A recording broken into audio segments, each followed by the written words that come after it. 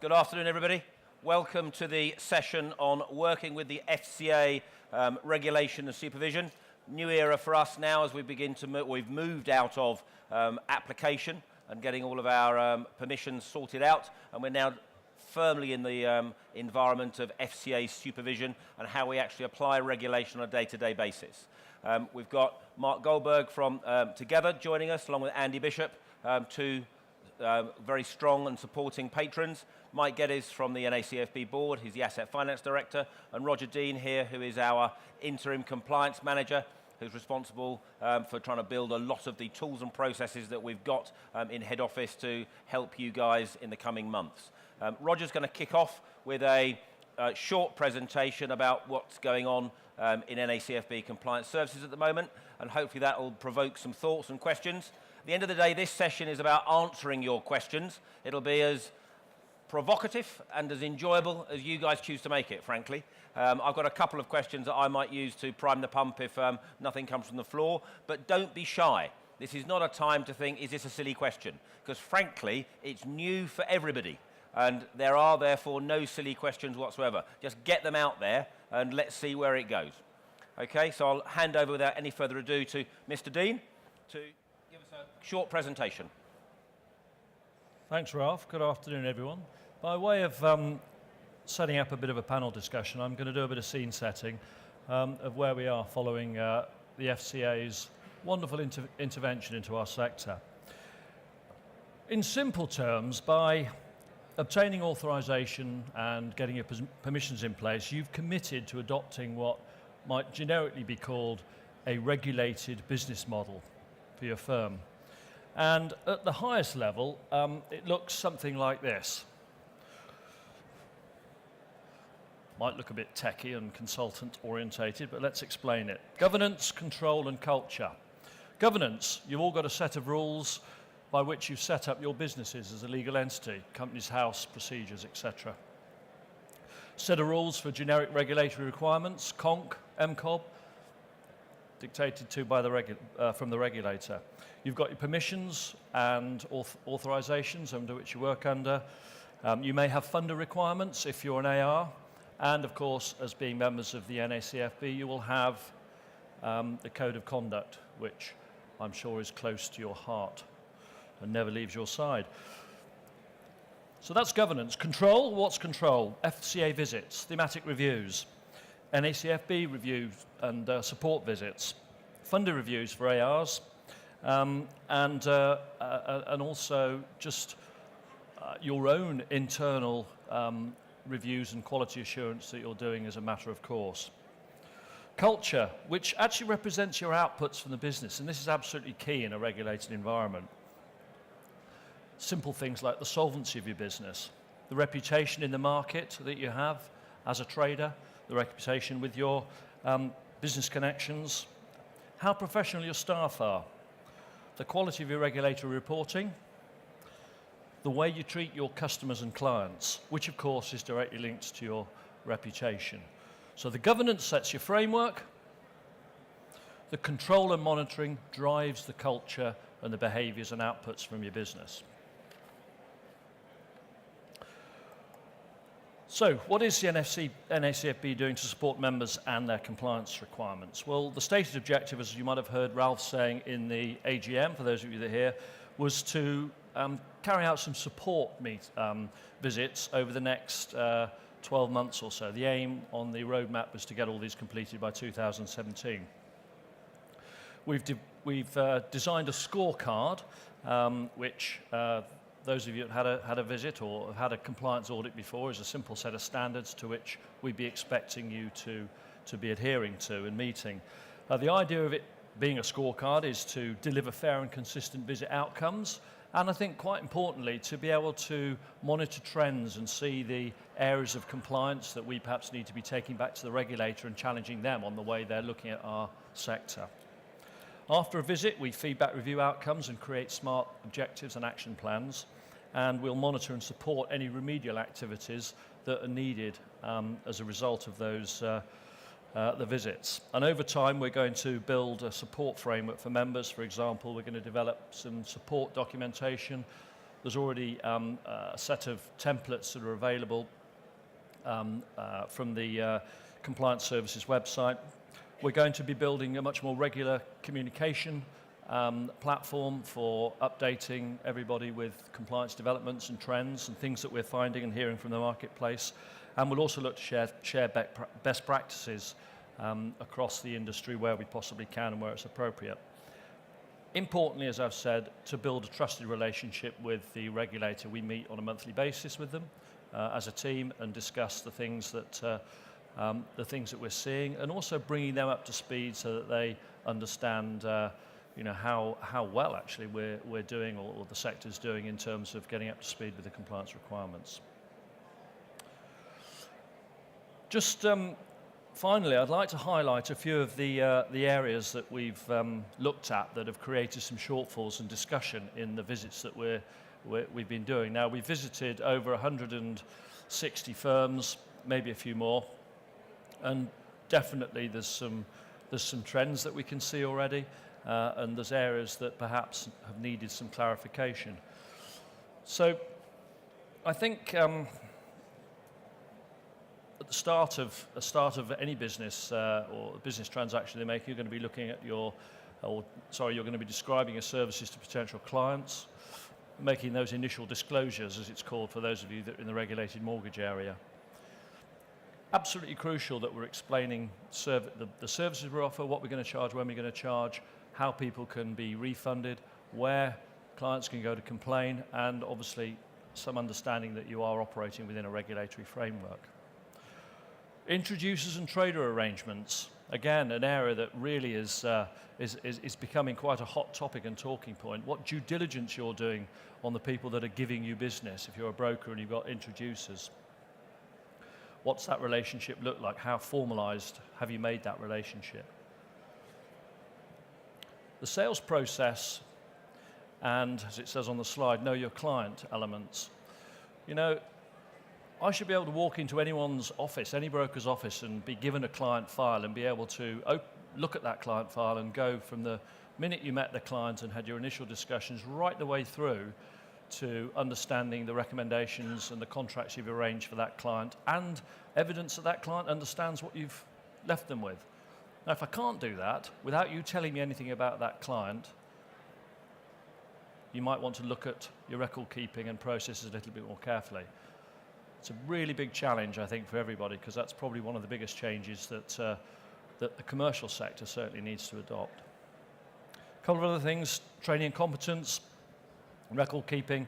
Those of you that got more than one member of staff should have a training and competence scheme, being able to show what knowledge they have and why they have that knowledge to do the job, and obviously keeping that or being able to demonstrate that keeping that competency up to date through CPD and recording the CPD. Compliance plan, that's just simply your demonstration, your document showing how you control and are aware of any risks that you might have within your business. And lastly, the complaints procedure. All your staff know what a complaint looks like, how to deal with it, and a process for you to manage the complaint itself. When we were looking at the regulated business model, I mentioned outputs. Just talked about some of those things that are outputs from your business that demonstrate your culture. We're not there yet across the sector, but I think for me and my team that have been out there, we've been really quite impressed by the level of engagement that has been out there, that's out there with brokers, which is a really good sign. There's still work to do, but as Ralph said, you know, we believe that things are in good shape and getting better by the day. Thanks, and let's hopefully have some interesting and stimulating questions from you. Any questions as a result of what Roger's just said that people want to ask?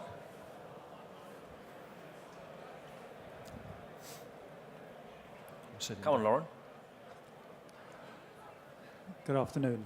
Can you just expand on why due diligence on our introducers is becoming such a hot topic? Is Norman here? No, Norman's not. Anybody want to take that? Mike, you might be best too. So yeah, so obviously the way that the deal gets to the funder is important, and the parties that talk to the client. So the difference, if you look at the insurance market, for example, in the insurance market, the sale of insurance is the regulated activity. Within consumer credit, the actual discussion with the client is the regulated activity. So in insurance, there's an introduction from a third party. As long as they're not selling the product, they can make that introduction, and they don't need to be authorised to do it. But the minute anybody starts talking to a regulated party, that's the actual regulated activity, and they have to be authorised to do it. So if somebody turns around to Andy and says, I want finance for whatever, and Andy then refers through to Roger, if Andy's not authorised, he's broken the law. He's got to be authorised to make that introduction. Even referring or giving his name is the actual regulated activity, because it's the discussion with the client. The problem is, if you don't follow the rules and you've not got that authorisation in place, it's a criminal offence first of all, but it's a breach of Section 19 of FSMA. I'm so sad. But it's actually a breach of the rules, which means that the deal is technically unenforceable.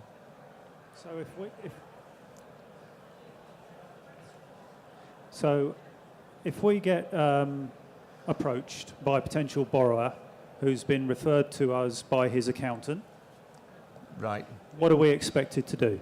So accountancy firms fall into a bit of a grey area. This is the problem with regulation, unfortunately, especially at the moment, because there's so many unknowns, if you wish. So if the accountant is ICAEW, Institute of Chartered Accountants England and Wales, or ACCA, then they possibly are covered under the association's permissions. They effectively work like a principal business, if you wish. And because they are a professional body, they get a designated body, they're passed on. If you've got an accountant who is basically a bookkeeper and it refers through, chances are he won't be authorised, so that he can't make that referral. It's actually an area that we... Same with SRA membership. Same with SRA as well. Yeah. And This is one of the areas that we had on our agenda at the last meeting with the FCA, because we'd like some clarifications exactly where the line is drawn in terms of an introducer getting permissions to make that introduction. So does it apply to an accountant, solicitor, or not? For anybody else, if they're outside, if you like, the professions, and they are introducing business to you as a broker by way of business, to use the FCA phrase, then they should have permissions to do that. If you are a broker dealing with an introducer that doesn't have those permissions, who's introducing business by way of business, i.e. there's a commercial arrangement between you, then you shouldn't be taking the business. can I just stick on this for a minute, because it's a hot topic, well, yeah, I mean, just taking a bit of common sense approach to this, is this not the sort of area we should be pushing back on? Because to my mind, if a potential borrower goes to somebody for some advice, I need a loan of, okay? If that person is merely referring onto us, the professionals who organise that finance, why on earth is that part of a regulated activity? I just don't get that, and I think it's these sort of things that annoy me. It just puts the compliance. It is frustrating, matter. but it's the law of the land. So well, how is that? I mean, it's been the law of the land since 1974, because it's part of the Consumer Credit Act. So if an introduction is made by way of business, and that's a key thing, and by way of business doesn't have to mean receiving a fee for it. It just means supporting their main line of business. So an accountant, tax advisor, a car dealer, a photocopy manufacturer or distributor, or something of that order, making a referral to a broker to enable someone to buy that product or to get a loan, that is deemed by the Consumer Credit Act as by way of business. And therefore, that introduction is a regulated activity. And as the originating broker, who's then going to send that on to the lender, you have a responsibility to make sure that the people you get your introductions from have the appropriate permissions so to do. Now, as we've already said, if you're ICAEW or ACCA, or if you're a solicitor and a member of the Solicitors Regulatory Organisation, and you've got your regulatory organisation supervising that element of your activities, then that is good enough. But if you're just an ordinary bookkeeper type accountant, or you're not a member of the SRA, or the SRA have refused to supervise that element of your activities, then you need to go and get limited credit broking permissions yourself from the FCA. Can I just say... And if you speak... Can I just say one more thing? And if you speak to the FCA about it, they'll say it's not our problem. We are the enforcers of the law. We are not the makers of it. If you don't like it, go and speak to HMT, Her Majesty's Treasury, or your MP. So can you just tell me, so I understand, let's say a former client of ours is talking to his mate in the pub who needs some finance. He says, go and talk to XYZ. They sorted me out. They're great. Said client approaches me. I'm supposed to ask, how did you find us? Yep. My mate told me about you. That introduction is not a regulated one unless you pay your mate. Yeah. If you bung your mate even 50 pence or buy him a pint, then it could be deemed that that is by way of business. So somebody making a casual referral like that, that's not by way of business. Your gardener or your housekeeper or your butler referring people to you. I should be selected. Just picking up from earlier on. That's not covered. Yes. But if your accountant refers someone to you, yes, that could be covered. If your bookkeeper does. Yes. Okay. If you do car finance and a car dealer refers someone to you, that requires permission. Okay. So but having got this casual referral then, and this person doesn't have any permissions, what am I supposed to do?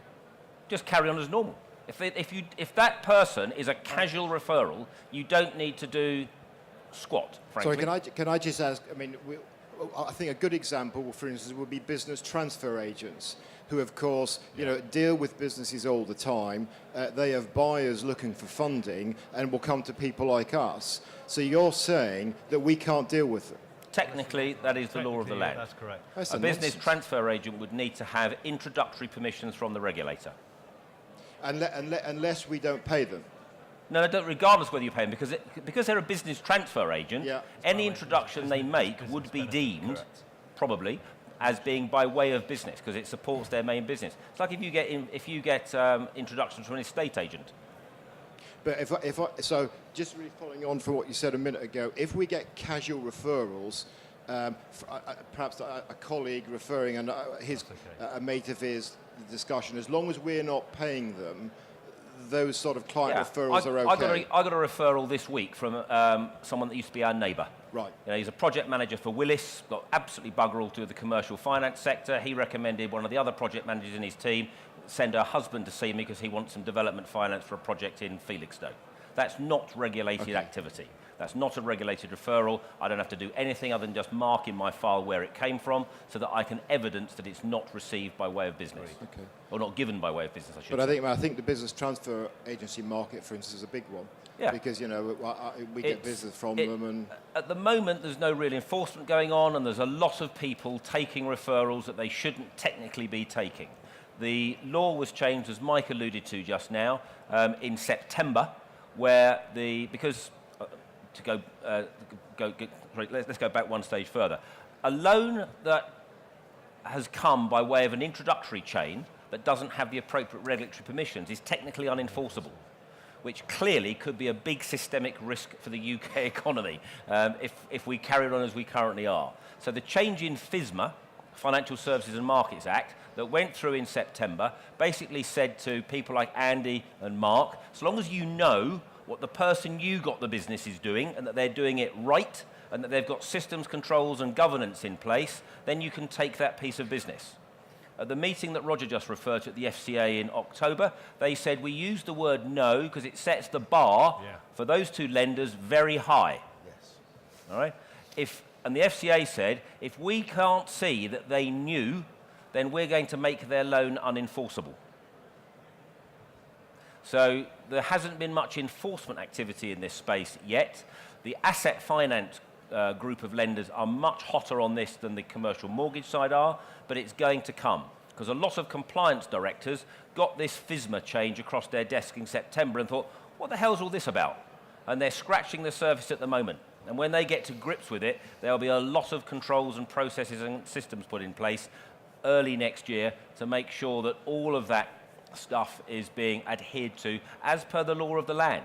And you have to say, we could say it's, the law is a bit of an ass in this regard because it is overprotecting. And it's protecting things that it wasn't really designed to protect, which is the odd commercial mortgage lead and stuff like that. It is there to protect people that are buying cars and other small business machinery and that sort of thing. So bits of it are being caught, but there's nothing we can do about it. It is the law of the land, and it is going to be something that you guys are going to see tightening up.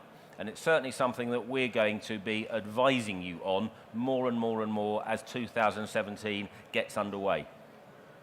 Big issue though, so thanks ever so much for raising it, because it's probably the hottest potato in our sector at the minute, quite frankly. And it's just interesting that Marc and Andy have... Yeah, so, I'll pick that up. I think the question about business transfer agents is a really genuine one. And certainly the conversations we've had with business transfer agents has been very much around they have to go down that regulatory route in terms of limited permissions. Certainly some of the historic ones probably would have had what I would describe as in-house broking arms originally, which have then developed through interims into full permissions.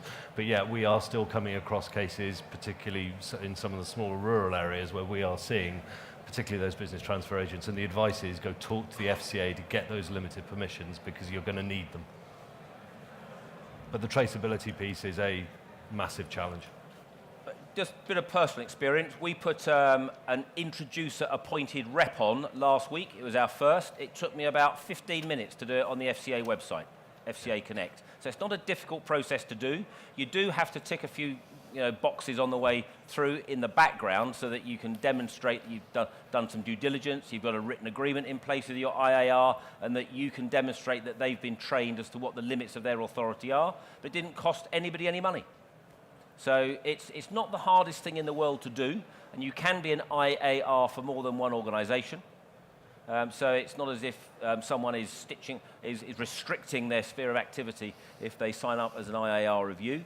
So it's not hard to do. It's a bit harder if they want to become a more formal AR, and obviously they've got to pay a fee to the FCA if they want to register with credit broking permissions themselves.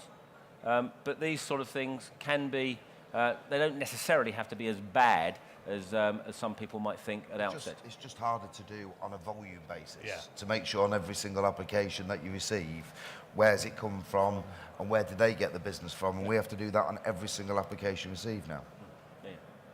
I mean, I've had a complaint in my role as compliance director of the NACFB from a lender. No, it didn't come from a lender. It came from a solicitor, actually, about a member who has acted without the appropriate permissions. It's a non-reg member who tried to introduce a piece of business, and they then gave that piece of business to another member who did have the right permissions. Both of them are guilty.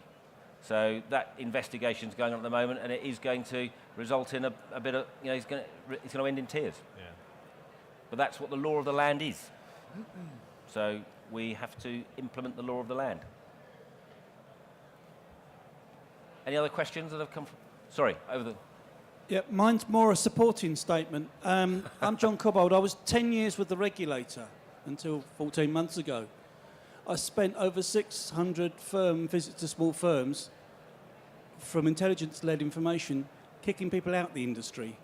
And they were kicking people out the industry, taking away their trading, and so they had to stop working in the industry. Many of them, now I'm one person, so if I did 600, you can imagine what the size of the scale is. They didn't leave the industry, they left the regulated industry. So where are they now? What are they doing now? What business did they set up that's now come back into regulation? So how do you really know who you're dealing with? And when you stop somebody trading and they have to leave, they lose their livelihood, they're predominantly self-employed. They'll go somewhere else, they'll sweet talk their way in, they'll seem like a nice person, and then suddenly your business appears on the regulatory radar for the wrong reasons, having been good all that time. Suddenly the radar's in your the regulator's in your face and your business is looking bad for the sake of a bit of due diligence. That's why it's being pushed home and being to that degree. Don't underestimate the shared intelligence system the regulator has and know exactly what you're doing, because one day they could turn up and say, as it says on the board, there's only one word that's important on that board, and that's evidential. They'll say, don't tell me about it, send it to me. So what did you do? And if you find that the person you're dealing with is a really good guy, well, say so, but do something to demonstrate that you've considered it. And if you're found wanting, well, maybe you've been duped as well, but at least you've shown that it's a risk that you could have mitigated. That was my point. Thank you. Thank you. Good point. Any more questions? I've got a couple that we've just pre-prepared. Let's see if I can just flick through these. So how do we think the NACFB membership as a whole has taken to FCA regulation? I mean, best people to ask are Marc and Andy, since you're on the receiving end of what we do. Yeah, a lot of Together's introduced business is from brokers that were already regulated. So I think they found the transition quite easy with regard to the commercial finance, but there's still, I mean, it's just interesting the question about transfer agents today and, you know, what is a referral or what counts as a referral and everything else. There's still quite a lot of unknown questions and answers, which is not making it easy for introducers, because I think in the whole, everybody wants to do things right. You know, obviously September, these changes that came in have highlighted it, I think, a lot more from lenders as well. Obviously, you don't want unenforceable agreements or unenforceable loans. So I think it's more about working together and getting an understanding together. And brokers should ask lenders the questions, and maybe we can help them and support them. So for my part, I remember sitting here, I think it was 2 years ago, and there was a very similar question, and I reflect back on the journey over that 2-year period to a position of much more clarity now than we ever had 2 years ago. I think I would definitely use the word I've seen the industry professionalise itself, and for me that's critically important because of the growth that we're seeing through that broker market. So again, roll back the clock 2 years. You guys as brokers in this room are now doing probably 50% more business, in that 2-year period than we were before. So we've seen the number of funders increase, we've seen the number of brokers increase, and we've seen the amount of debt that has been organised equally grow by 50%. So certainly that whole education process, I think has been a huge achievement on behalf of the NACFB. I remember almost 2 years ago sitting with Norman and a group of brokers up in Scotland, and it was kind of, so what does this all mean? And that has definitely moved forward. That said, to the gentleman's point at the back of the room, that won't stop me having worry beads about we can see what is on the surface, but we can't necessarily see what is under the surface. And I do have some nervousness going forward as we see that industry expand, and as we see the volumes increase. You know, I am hoping it's the inverse iceberg, but it does concern me that there are some people out there, perhaps claiming to purely operate in the unregulated space.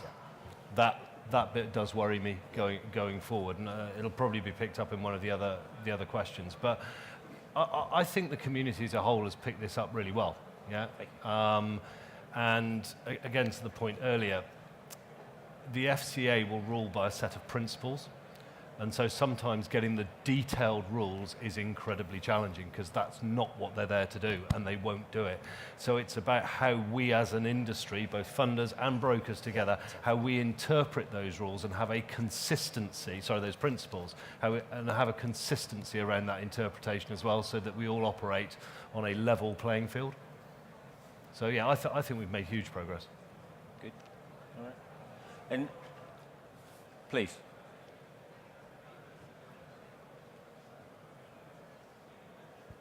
We get occasions where banks themselves introduce business to us. I mean, we don't have agreements regarding that. What's the score there then?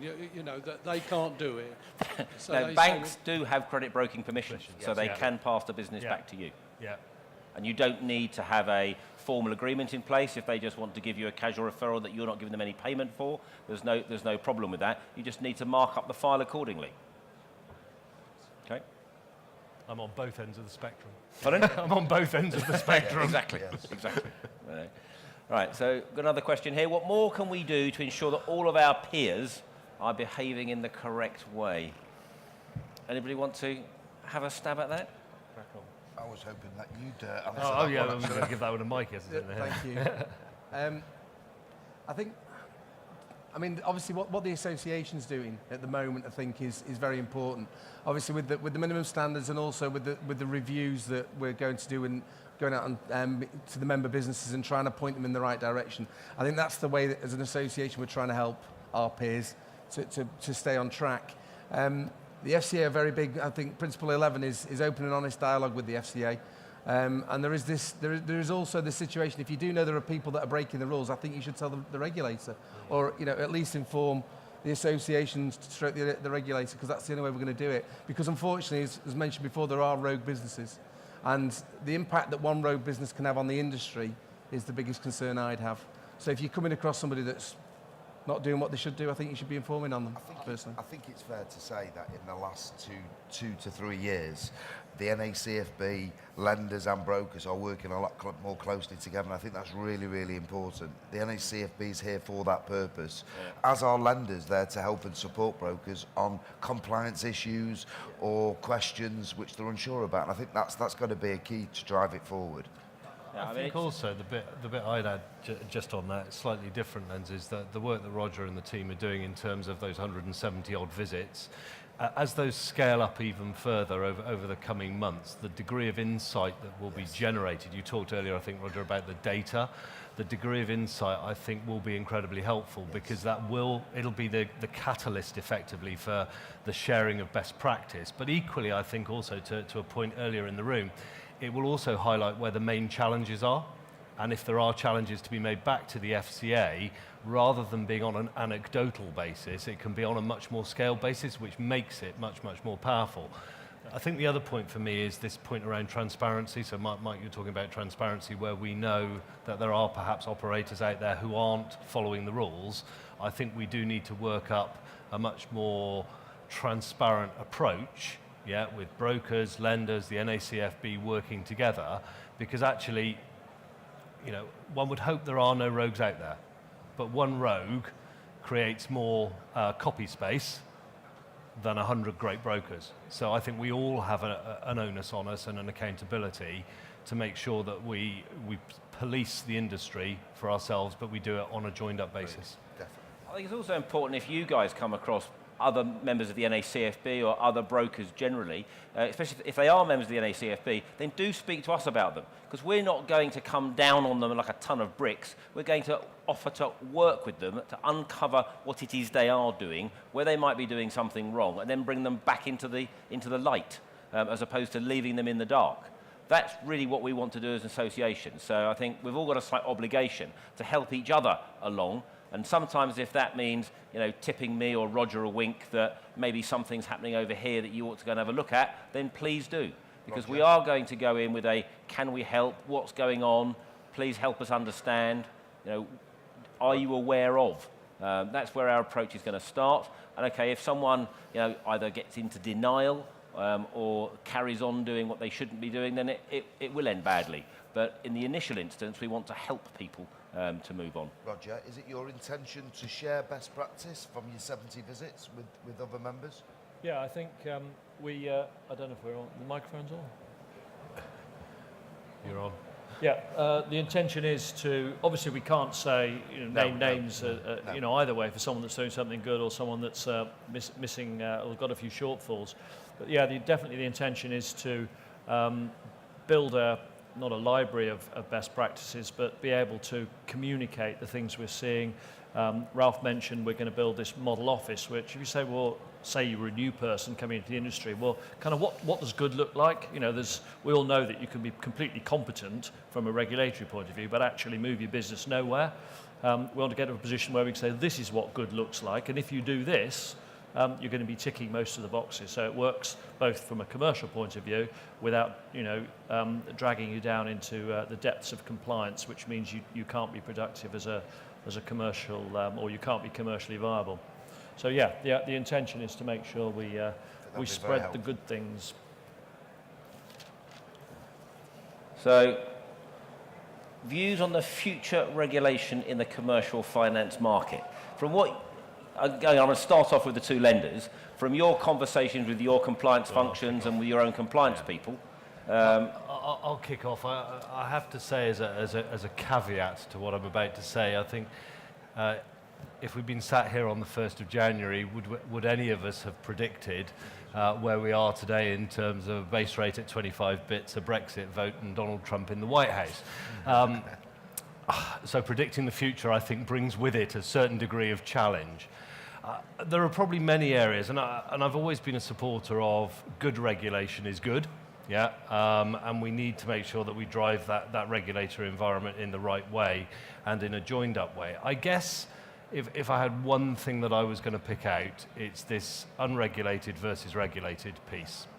So in reality, Marc and I in partnership is regulated, Marc and I together as a limited company is unregulated, and that's been brought to the fore, particularly I think in the residential buy-to-let space, where clearly we've seen a lot more corporate entities going forward, and I can't help but think that that's an area which is going to be one that's under focus going forward in terms of how those smaller limited companies will be regulated in the future. So if I picked one that I think will be under scrutiny, it will be that one. So an increase in regulatory scope as opposed to a decrease in it is more likely than not. Most definitely. I think so. Yeah, definitely. Yeah, exactly. The regulator doesn't like giving up their space. I think, Marc? well, certainly in the buy-to-let space, as you were saying, that is on the radar for the FCA, and understandably. And as as we were saying, if for our business, we have a regulated business and a non-regulated business. We would welcome the whole industry being regulated. It's a set of practices, it's rules, and that's how we can all work. So I think it would be a good thing, but I certainly think buy-to-lets is probably the next thing I would probably say on the radar for the FCA, and it will be coming probably in the near future. Mike? Tell you, well, one thing that we found as a business, and I don't think a lot of companies are aware of this, is the fact that the regulator gave FOS the ability to act on complaints for micro-enterprises. So micro-enterprise can be a limited company, but they do get protection from FOS, so they can put a complaint in about the way they were dealt with from a finance perspective. So, and what we're finding, or what we've been told, is that FOS are treating micro-enterprises virtually the same as they would a regulated party. So if you've not actually provided that client with all the information you have to do with a regulated party, they will find in favour of the micro-enterprise. So it is creeping regulation. They've already talked about this, slowly but surely. Exactly as Andy said, everything will probably end up regulated in some way or another, or it will fall under the control of the FCA because of their principles of business. There are no rules in respect of limited companies, but once you are a regulated or a regular credit broker, you're regulated by the FCA, then you are bound by their principles of business, which affects everybody you deal with. Any other questions? Any last questions? Got one more? It's quite a detailed one. Is that okay? We've got a couple of minutes, so... All right, I was just going to say on this question of extending regulation, into the small corporate space, do you think that they will try and extend all the consumer credit rules into the corporate space? I'm thinking of things like Section 155. So if you're dealing with a lending for a small company, that's a lot more complicated by and large than dealing with a Consumer Credit Act regulated case. So are we as brokers going to be put in the position where we can spend days trying to organise finance for a small corporate who can then decide 3 months down the line that they want to seek the shelter of Section 155 and we get left high and dry on fees? I would imagine that if they do extend regulation to encompass small corporates, then that will include 155. I think the exception might be that the £5 might go up a bit, because that would clearly be ridiculous. But again, it's speculation, so it's difficult to say. No, not at all. Not at all. I'm going to have to call this session to a halt. Thank you ever so much for your attendance. Thank you ever so much for your questions. Hopefully you found some of this stimulating, and it's made you, and it's given something that you can take away and implement in your business, even if you don't want to. See you another time.